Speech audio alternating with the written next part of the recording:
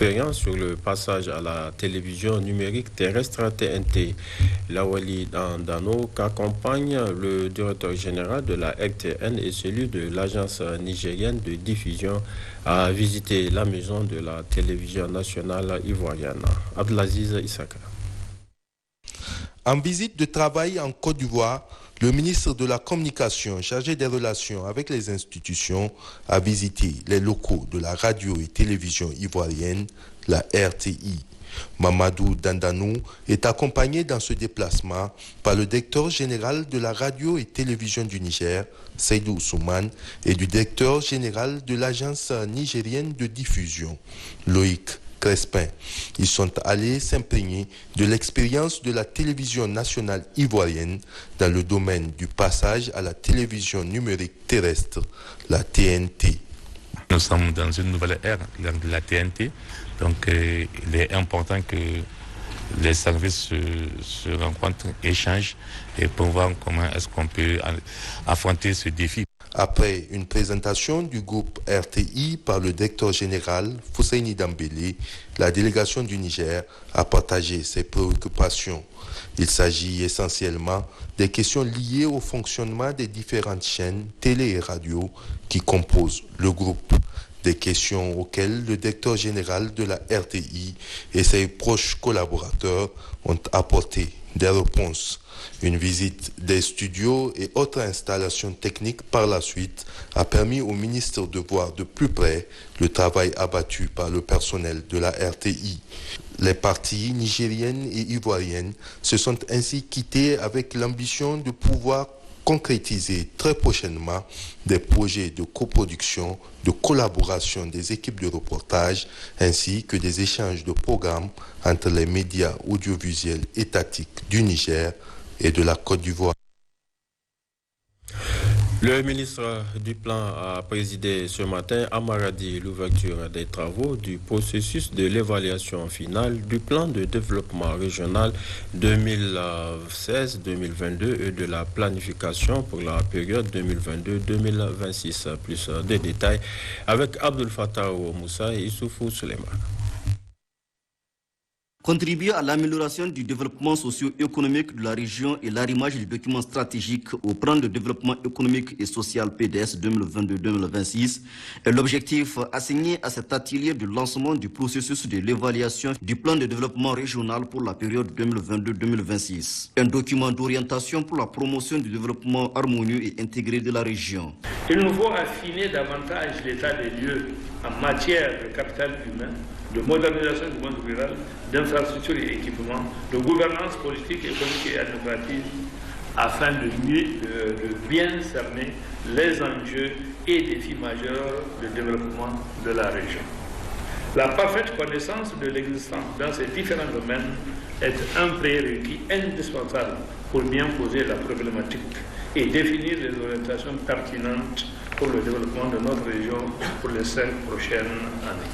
L'approche participative retenue par le gouvernement répond parfaitement à la situation et à la nécessité de prendre en compte les dimensions transversales. Cette rencontre a été rehaussée par la présence du ministre en charge du plan, Dr Rabi Abdou, et du gouverneur de la région de Maradi, Chebou Aboubakar, qui a souligné que la population fonde l'espoir d'un développement inclusif et harmonieux à l'issue des travaux. Notons qu'au cours de cette importante rencontre, un comité régional de suivi et évaluation de ce PDR a été installé avec comme président Dr Lawali Malam Moussa, président du conseil régional.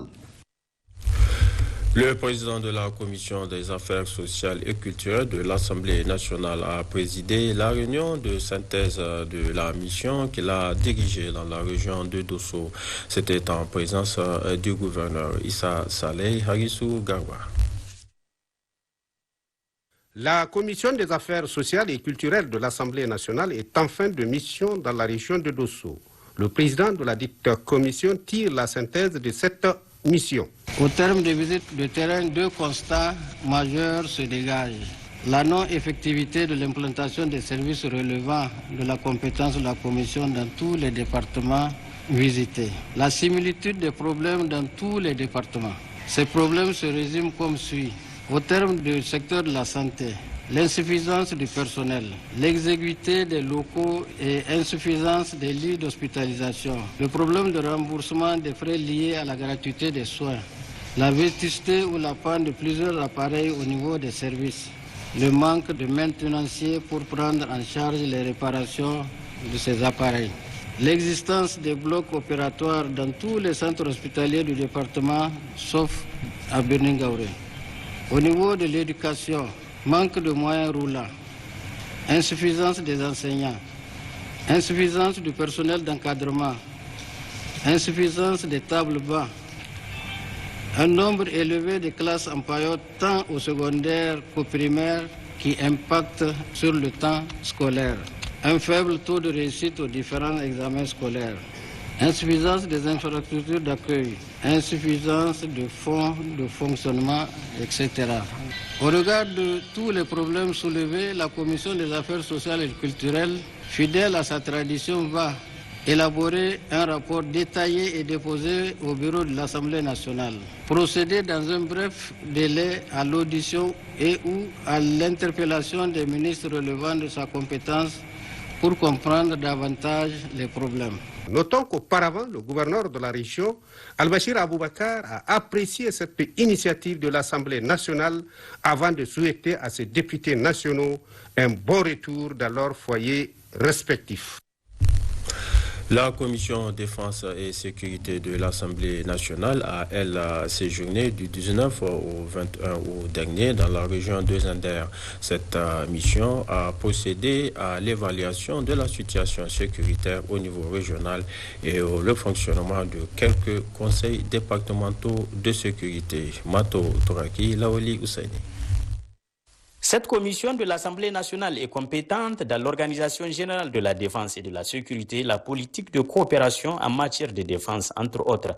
La mission conduite par le député national Malam Mokhtar Garba s'est rendue à Gouré, première étape, en compagnie du secrétaire général de la région Haroumaman. Sur place, les parlementaires ont eu une séance de travail avec le préfet Mohamed Mahamadou en vue de faire le point de la situation sécuritaire dans ces départements et d'autre part, passer à revue les stratégies pour lutter contre le grand banditisme dans cette vaste zone où le faible maillage des forces de défense et de sécurité s'est fait sentir.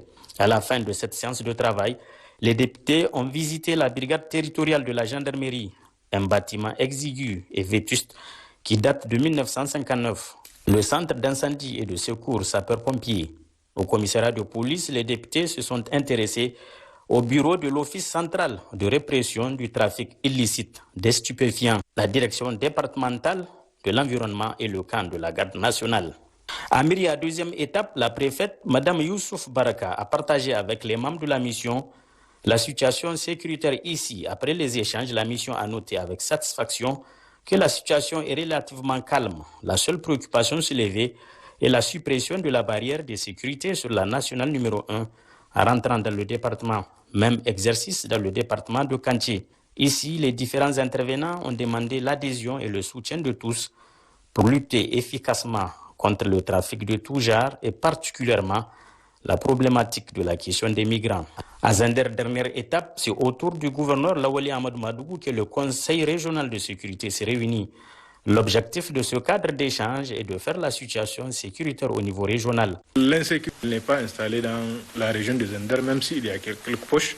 Comme on dit souvent, il faut se préparer en temps de paix pour le temps de guerre. Donc les signes précurseurs qu'on commence à voir au niveau du département de Gouré vraiment sont annonciateurs de quelque chose. Pour ça, il faut se préparer dès maintenant pour y pallier. Enfin, Malam Mokhtar Garba a profité de l'occasion pour transmettre les encouragements et le soutien de la représentation nationale aux différentes unités de forces de défense et de sécurité dans l'accomplissement de leur noble et exaltante mission de sécurisation du territoire national.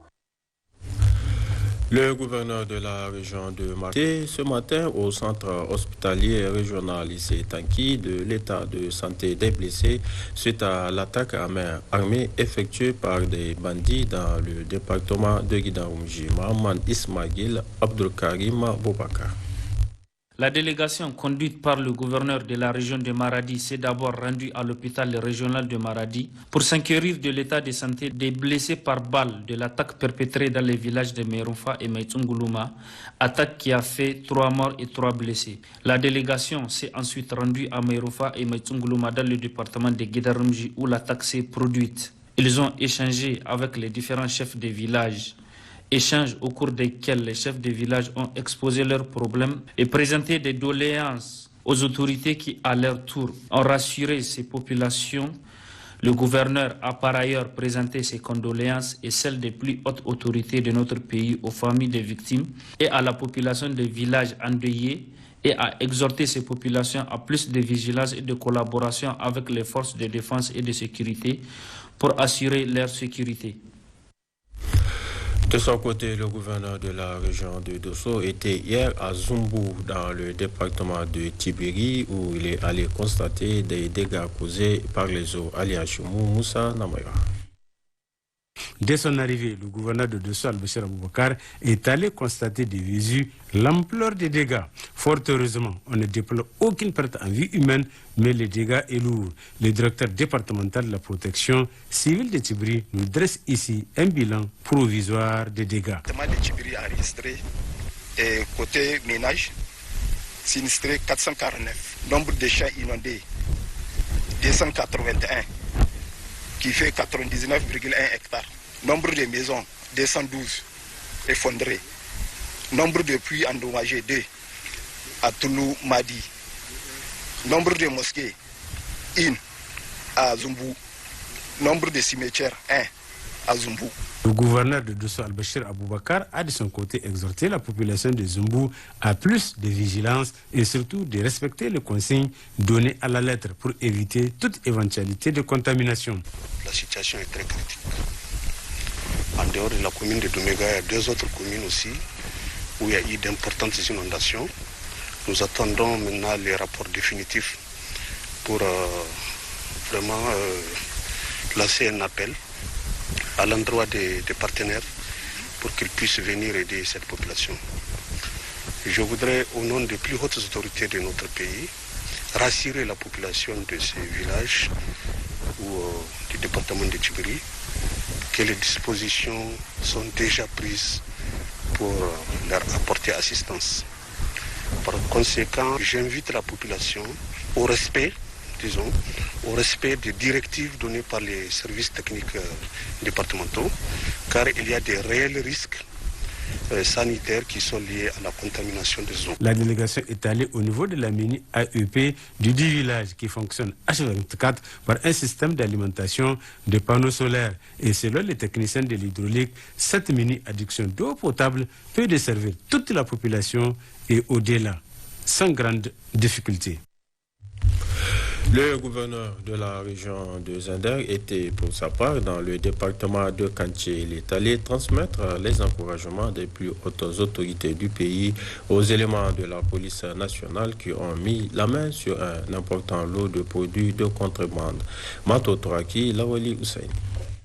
En ces temps où la communauté internationale se débat dans une crise énergétique sans précédent, notre pays producteur du pétrole ne baisse pas le bras dans la lutte contre la fraude des hydrocarbures. Et c'est dans cette dynamique que le gouverneur de la région a effectué le déplacement de Kanché pour constater de visu les efforts déployés par les forces de défense et de sécurité dans la lutte contre le trafic de tout genre, malgré les moyens limités. À cette cérémonie qui s'est déroulée dans l'enceinte du commissariat de police, hormis le premier responsable de la région, il faut noter également la présence des parlementaires membres de la commission défense et sécurité en mission dans la région, des responsables régionaux des forces de défense et de sécurité et des autorités administratives et coutumières. S'exprimant, le commissaire principal, Moussi, directeur régional de la police nationale de Zinder, a présenté au gouverneur la moisson saisie par ces éléments. 90 bidons de 25 litres de gasoil fraudé, dissimulés dans 2 véhicules en 48 heures. L'officier de police, Rabi Oubissalla, qui a procédé à l'arrestation de 2 contrebandiers transportant le carburant, a décrit à l'assistance le circuit, l'axe et les techniques utilisées par les fraudeurs. Intervenant pour sa part, le directeur régional des douanes a déclaré qu'une synergie d'action règne au sein de la famille des forces de défense et de sécurité pour assainir l'environnement économique en mettant fin à la fraude qui a eu lieu domicile dans la région. En prenant la parole à cette occasion, Lawali Amadou Madougou a rappelé que le président de la République, chef de l'État, Mohamed Bazoum, émettait le vœu de voir le gouvernement mener une lutte sans concession contre la fraude des hydrocarbures, principalement celle du gasoil. Des questions se sont posées. Comment se fait-il que la production a augmenté, mais le besoin est toujours là? Donc voilà, la preuve est là, c'est que il y a un trafic qui se développe qui fait en sorte que ce gasoil est en train d'être acheminé et sur tout le long de la frontière. Et les dispositions qu'on a prises au niveau de la région ne permettent pas vraiment de voir ces carburants transiter à travers ces véhicules communément appelés en roi-roi. Sachez enfin que la fraude des hydrocarbures constitue une menace importante, voire très sérieuse, qui affecte non seulement certaines sociétés d'État, mais également un grand manque à gagner en matière de mobilisation des ressources internes. Cérémonie d'accueil hier à Tillabéri du nouveau gouverneur de la région. Cette cérémonie organisée à la tribune officielle a vu la participation des responsables administratifs et coutumiers de la région. Abdoulaye Soumana, Abdul Rachid Zakeh. Accompagné d'une forte délégation composée notamment des parents, amis et connaissances, le gouverneur entrant de la région de Tillabéri a été accueilli à l'entrée de la ville par son prédécesseur, entouré pour la circonstance de ses collaborateurs. Le cortège s'est ensuite rendu à la tribune officielle où étaient mobilisées autorités administratives et coutumières, l'ensemble des couches socio-professionnelles et la population. Dans son mot de bienvenue, le maire de la commune urbaine de Tillabéri a rendu un hommage mérité au gouverneur sortant pour sa disponibilité constante et sa franche collaboration. Le président du conseil régional de Tillabéri a quant à lui salué les résultats obtenus par Djouri Douraman. Issouf Oumarou a réitéré la disponibilité du conseil régional de Tillabéri à œuvrer aux côtés du gouverneur entrant pour le développement de la région. Pour le préfet de Kolo, c'est un homme rompu à la gestion de l'administration publique qui a dirigé cette région au cours de ces 11 derniers mois, d'où un réel motif de satisfaction pour l'ensemble des 13 préfets qui ont tenu à le lui témoigner. Au nom de la chefferie traditionnelle du Niger, c'est l'honorable Maya Ihamdallah qui a souhaité la chaleureuse bienvenue à l'honorable Djouri Douraman dans cette famille, car faut-il le rappeler, il a été récemment élu chef de canton de Falwal. Il l'a rassuré de leur disponibilité à l'accompagner dans l'exercice de cette tâche à lui confier, c'est-à-dire l'administration de son canton. L'honorable Djouri Douraman, très honoré par le témoignage de l'ensemble des orateurs qui se sont succédés, a magnifié le soutien dont il a bénéficié au cours de son séjour dans la région du fleuve. Il a plaidé pour la poursuite de ses efforts aux côtés du gouverneur entrant pour le développement harmonieux de cette région qui est confrontée à plusieurs défis. Des défis que le gouverneur entrant a émis le vœu de voir éradiquer. Pour ce faire, a poursuivi Haroun Neyaye, la mobilisation de l'ensemble des acteurs s'avère nécessaire. Il a salué les importants efforts déjà déployés par l'État dans cette zone pour permettre justement aux populations de rester chez elles et de vaquer à leurs occupations quotidiennes.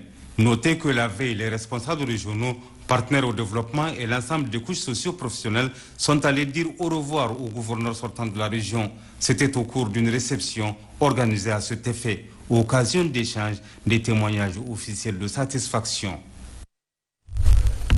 Ottawa, c'est à une rencontre pour la paix, la sécurité, à l'invocation du Tout-Puissant qu'a pris part le gouverneur. Cette rencontre de prière s'est déroulée à la grande mosquée d'Ottawa. Le point avec Tahirou Abdelkader, Mohamed Agou. Cette rencontre qui a regroupé plusieurs musulmans et prédicateurs a été marquée par la présence des autorités administratives, traditionnelles et militaires de la région d'Ottawa et un prêche en faveur de la paix, la sécurité, les bons comportements religieux, mais aussi et surtout sur la foi en Dieu.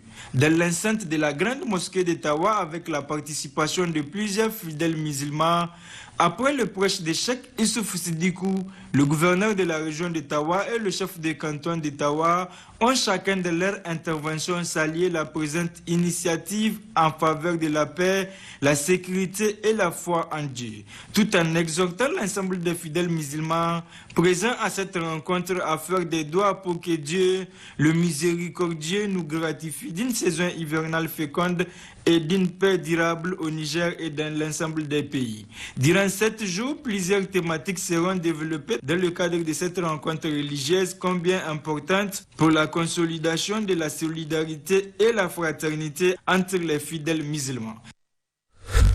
Le Conseil régional de la jeunesse de Tillabéri a organisé dans plusieurs départements des activités de sensibilisation des jeunes sur la paix et la cohésion sociale.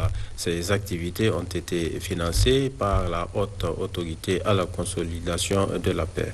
Moussa Noma, Abdoulaye Soumana. Située au nord-ouest du Niger, la région de Tillabéri compte une population estimée à 2 715 186 habitants, 48% des jeunes ont moins de 15 ans. Une jeunesse que les mouvements terroristes enrôlent. C'est donc conscient de son rôle et soucieux de conscientiser ces jeunes que le président du Conseil régional de la jeunesse de Tillabéri a initié ces forats. Les plus hautes autorités de la 7e République sont résolument engagées pour finir avec l'insécurité au niveau de la région de Tillabéri. Voilà pourquoi la jeunesse s'est mise debout pour apporter sa contribution aux autorités de la 7e République qui ont aujourd'hui l'amour, la volonté de finir avec cette insécurité qui a créé des psychoses au sein de la population. Le préfet du département de Saï a rendu un hommage mérité à la jeunesse de Tillabéri. Si jusqu'à aujourd'hui, nous avons pu circonscrire l'avancée de ces terroristes, c'est grâce à la collaboration prompte de la population, mais également à la jeunesse de Saï, qui est disciplinée, qui est une jeunesse responsable. Ces forats, tenus grâce à l'appui de la haute autorité à la consolidation de la paix, entrent dans le cadre de la mise en œuvre des activités du projet d'appui au renforcement de la stabilité au Niger. Rouge, CICR. Abdraman Boukari, Hagouna Sanda. Ces travaux de réhabilitation et de rénovation du centre de santé intégré de Malamboukardi réalisés par le CICR, le Comité international de la Croix-Rouge ont consisté entre autres à la réhabilitation du poste d'eau autonome, l'extension et la réhabilitation du bloc curatif ainsi que le bloc maternité, la construction d'un mur de clôture de 500 mètres linéaires, la construction de la zone à déchets, la fourniture et la pose de 2 champs photovoltaïques pour l'alimentation en électricité de l'ensemble du centre de santé intégré. Entre autres objectifs visés à travers ce appui qui s'inscrit dans le cadre du programme d'assistance des populations affectées par le conflit armé dans la région du lac Tchad, un programme mis en œuvre par le CICR, améliorer l'accès aux soins de santé de base des populations de l'aire de santé de Malamboukardi, mais aussi et surtout d'offrir la gratuité des soins aux blessés par arme et aux urgences vitales, y compris les urgences obstétricales. Satisfaction pour les bénéficiaires ainsi que les autorités communales et sanitaires au regard de l'importance de ces travaux. Au nom des populations de l'aire de santé de Malamboukardi, nous remercions le CICR pour cet appui louable. Avec ces nouvelles installations, on pourra désormais faire nos consultations et accoucher dans des conditions requises. Précisons que dans ce cadre, le CICR assure aussi le remboursement d'un forfait mensuel pour la gratuité partielle de l'offre en soins pour les populations prises en charge au CSI de Malamboukardi, la gratuité partielle pour les femmes enceintes et femmes enceintes malades, ainsi que la gratuité totale pour les enfants de moins de 5 ans, comme prévu par la politique de santé nationale. Le CICR assure également l'approvisionnement direct et régulier en médicaments essentiels, en consommables médicaux disponibles et en matériel d'hygiène, selon la liste standard des médicaments essentiels du CICR au Niger, afin d'améliorer et faciliter l'accès aux soins des patients dans cette formation sanitaire. Cérémonie de réception provisoire de 3 petits périmètres communautaires dans le village de Guida-Roro, c'est dans la région de Maradi. Cette activité du PODAF a été placée sous la présence du secrétaire général de la région, Nassirou Nakakali Aminatou Ali Hassan. La présente cérémonie rentre dans le cadre de la réception provisoire des 3 petits périmètres communautaires PPC dans le village de Guidororo, commune de Atantane, dans le département de Meyeyi, que le programme de développement de l'agriculture familiale PRODAF à travers l'unité régionale de gestion du programme de Maradi a financé au profit de la population de la région. L'innovation ici, il s'agit de faire la petite irrigation avec des fourrages profonds et des pompes immergées sur des sites communautaires.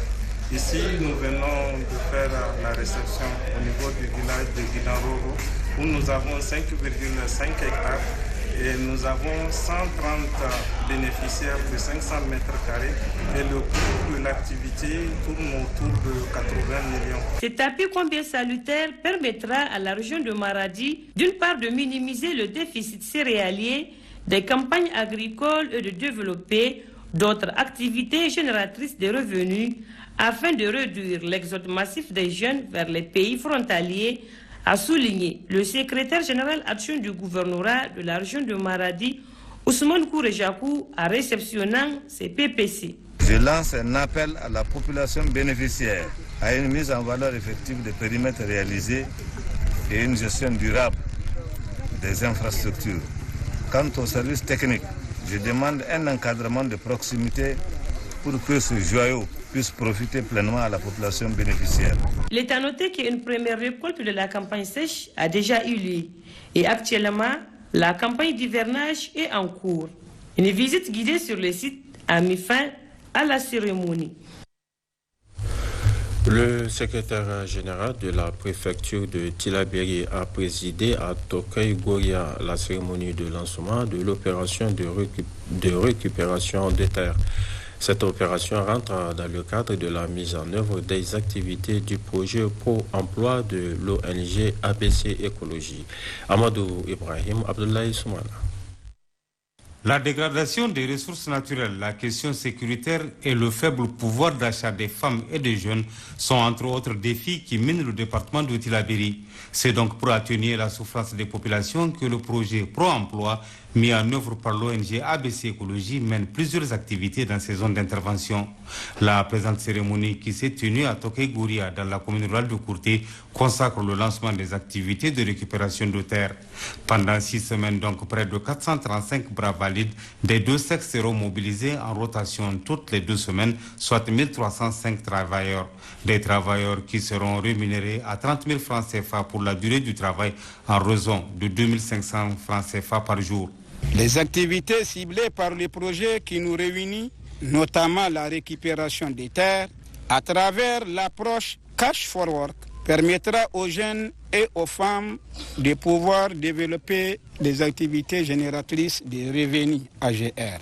Cette vision du projet Pro-Emploi cadre parfaitement avec le programme de la Renaissance Acte 3 de son Excellence Mohamed Bazoum, président de la République, chef de l'État, et avec la déclaration de politique générale de son Excellence Oumoudou Mamoudou, premier ministre-chef du gouvernement. Dans son mot de bienvenue, le maire de la commune rurale de Kourté se réjouit de la mise sur pied de cette opération qui permettra de récupérer 150 hectares de terres dégradées et la plantation de 52 000 plants. Notez que pour ce travail, c'est environ 39 millions de francs CFA qui seront distribués aux populations. Clôture hier à Dosso des travaux de l'atelier organisé par le Haut Commissariat à la modernisation de l'État.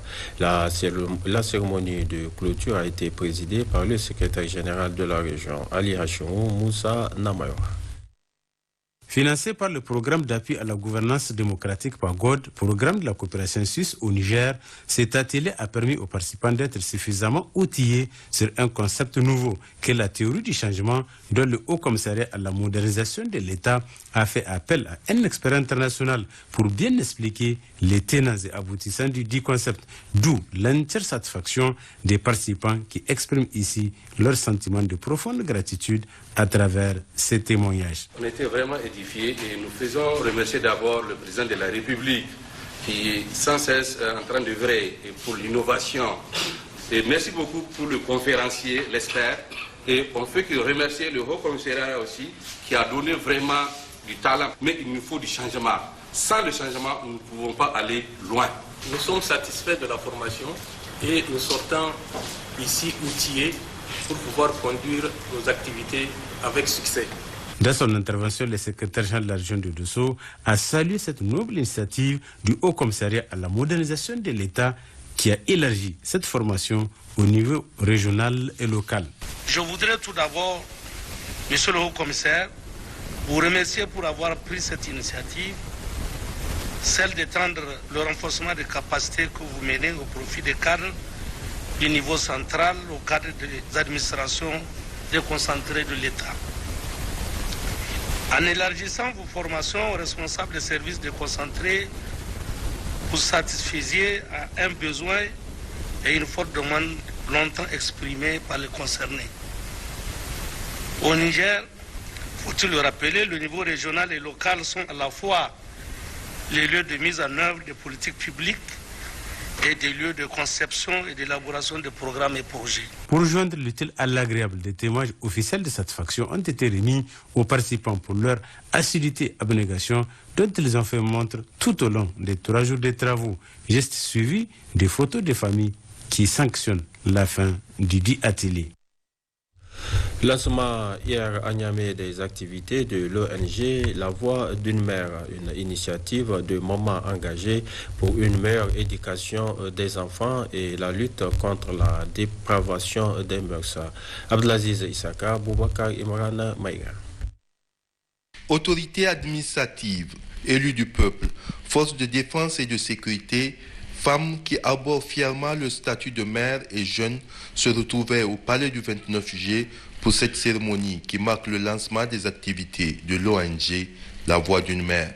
Cette organisation non gouvernementale vient en rempart contre la dépravation des mœurs, sauver la jeunesse du Niger des vices et des comportements malsains auxquels elle est exposée et promouvoir les valeurs de notre société sont entre autres objectifs de cette ONG. Ces cris de cœur de toutes ces mamans et que nous sommes venus lancer à l'égard du peuple nigérien. Et ces cris-là, nous voulons à ce que toute la société vienne nous tendre les mains afin de sauver la jeunesse de ces fléaux qui gangrènent leur vie, leur santé et leur éducation. Ce que femme veut, dit-on, Dieu veut. Face à la force des mots, la pertinence des arguments et la noblesse de la cause, l'ensemble des autorités présentes à cette cérémonie ont annoncé s'engager pour accompagner ce mouvement. Nous serons vos ambassadeurs et avocats sur ce noble combat qui est le nôtre. Comme dit le prophète, je vais rappeler ce hadith, Kullukum ra'in wa kullukum mas'oul an ra'iyati. Vous êtes tous des bergers, vous êtes tous responsables. Dans ce même élan, les élèves de la région de Tillabéri, qui se sont rendus coupables d'actes de vandalisme sur le bien public en saccageant les classes de leur école, ont publiquement présenté leurs excuses aux autorités du Niger, mais à la nation tout entière. Aujourd'hui, on peut noter vraiment un abandon de nos valeurs et aussi une fuite de responsabilité à tout niveau. Donc nous voulons que tout le monde se ressaisisse et voir comment sauver la jeunesse nigérienne dans ces cadres aussi dangereux pour eux et pour tout le monde. L'ONG La Voix d'une mère vient ainsi lutter pour la sauvegarde des valeurs de la société nigérienne, des valeurs fortement menacées par l'avancée de la modernisation et le développement technologique.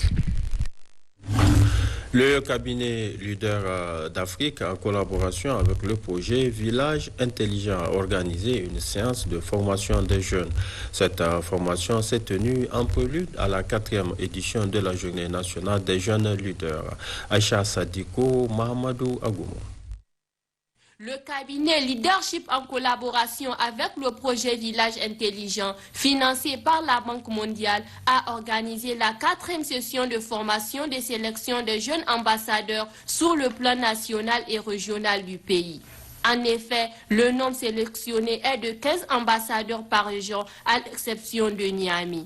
La présente activité vise à mobiliser les jeunes et les familles sur les thématiques de l'entrepreneuriat du leadership. Il s'agit d'amener ces jeunes-là aller vers l'esprit entrepreneurial, changer de mentalité surtout, ne pas être une jeunesse qui attend toujours à ce qu'il y ait un recrutement de la fonction publique ou bien qu'une entreprise X ou en lambda lance un recrutement pour qu'elle puisse déposer son dossier de candidature et en même temps prétendre à vouloir être appelé pour un entretien.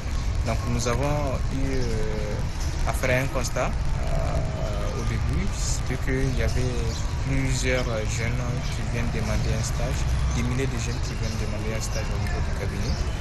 Donc c'était notre façon à nous d'accompagner cette jeunesse-là pour que demain elle puisse se prendre en charge, développer aussi d'autres compétences, pourquoi pas, pour qu'ensemble nous puissions impacter l'écosystème entrepreneurial au niveau national et international. Pour rappel, le leadership Afrique est un processus à multiples facettes, consistant à identifier un objectif, à motiver d'autres personnes à agir et à fournir un soutien et une motivation pour atteindre des objectifs mutuellement négociés à l'endroit de la jeunesse. Activité des partis politiques à présent, le PNDS Tareya vient une fois encore accueillir de nouveaux adhérents dans le département de Malbaza. C'était en présence des responsables départementaux du parti. James Didier Sanoussi Falla. C'est dans une ambiance festive, empreinte de chaleur, de solidarité et de fraternité que le village de Lawal, département de Malbaza, en ce vendredi 19 août 2022, vient d'abriter un important événement marquant l'adhésion massive de nouveaux adhérents et des élus locaux du village de Lawal, commune de Malbaza. Plusieurs raisons et arguments ont été développés pour expliquer les motifs de cette adhésion massive. Vu la volonté politique du président de la République, son Excellence M. Bazoum Mohamed, visant à consolider la paix et asseoir le développement socio-économique du Niger. Vu les actions menées par le gouvernement de son Excellence M. Oumoudou Mahamadou, vu les efforts consentis par M. Ahmed Djidoul dans la consolidation des acquis et de la cohésion sociale au sein du département de Malbaza. Nous, leaders locaux de la zone de Laoué, adhérons sans réserve au PNDS Tareya, apportons notre soutien indéfectible aux autorités de la 7e République. Plusieurs interventions ont également marqué cette importante cérémonie. Tous ont tour à tour exprimé leur sentiment de bienvenue et de fraternité à l'ensemble des adhérents. Tous les intervenants ont également entretenu l'assistance des valeurs intrinsèques qui caractérisent les partis roses, qui restent ouverts à tout Nigérien qui prend la paix, la prospérité pour le Niger. Des manifestations culturelles et musicales dédiées à la gloire du parti rose ont également marqué cette cérémonie très riche en couleurs. Un mot de sport. La Fédération nigérienne de football a tenu à Maradi son assemblée générale ordinaire. La cérémonie a été placée sous la présidence du président de la FENIFOOT, Hakourawa Hassan. Dans son allocution à l'occasion de ces travaux, le président de la Ligue régionale de football de Maradi, El Hadj Mohamed Rabi Mamanakashi, a, au nom de l'ensemble de son staff, remercié le colonel-major Jibril Ahima Hamidou, président de la Fédération nigérienne de football, pour s'être investi dans le meilleur devenir du football national. Quant au deuxième vice-président du conseil de ville de Maradi, Rabi Kane, il s'est réjoui du choix de sa ville pour abriter cette assemblée générale ordinaire, et cela en présence de tous les responsables régionaux de la discipline. Ensuite, le président de la FENIFOOT, le colonel-major, a au nom du comité exécutif souhaité la bienvenue à Maradi à tous les délégués. Les débats qui suivront pendant cette assemblée vont à n'en point douter renforcer les acquis des acteurs et les formations tout azimut étayeront. Le colonel-major Jibril Ahima Hamidou a avec force détail remercié le président de l'élance El Hadj Bazoum Mohamed qui a pour la première fois de l'histoire du Niger, offert une enveloppe de 50 millions pour récompenser les finalistes de la Coupe nationale et les 2 premiers de la Super League.